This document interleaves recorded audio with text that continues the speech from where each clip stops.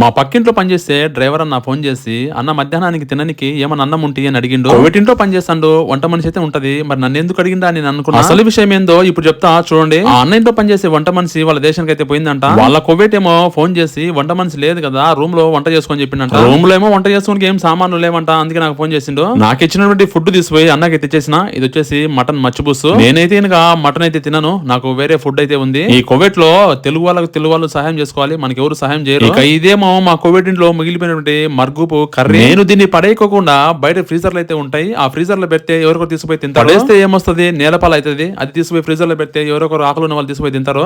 ఈ కోవిడ్ వాళ్ళు వాళ్ళ ఇళ్ల దగ్గర కావచ్చు, లేకుంటే మసీదుల దగ్గర కావచ్చు, ఫ్రీజర్ లో అయితే పెడతారు. ఏమన్నా మిగిలిపోయిన ఫుడ్ ఉంటే ఆ ఫ్రీజర్ లో తీసుకుపోయి పెడితే ఎవరికొరు తీసుకుపోయి తింటారు. ఈ కోవిడ్ లో కూడా కొంతమంది దొంగలు అనమాట, బయట ఏమన్నా ఉంటే ఇంకా ఎత్తుకోబోతారు. అందుకే ఆ ఫ్రీజర్ ఎత్తుకోకుండా కింద పైన కడ్డీలతో లాక్ అయితే చేసిండ్రు. ఈ రోజు మాత్రం నేను ఈ రెండు మంచి మళ్ళీ చేసిన, నాకు మాత్రం చాలా సంతోషంగా అయితే ఉంది.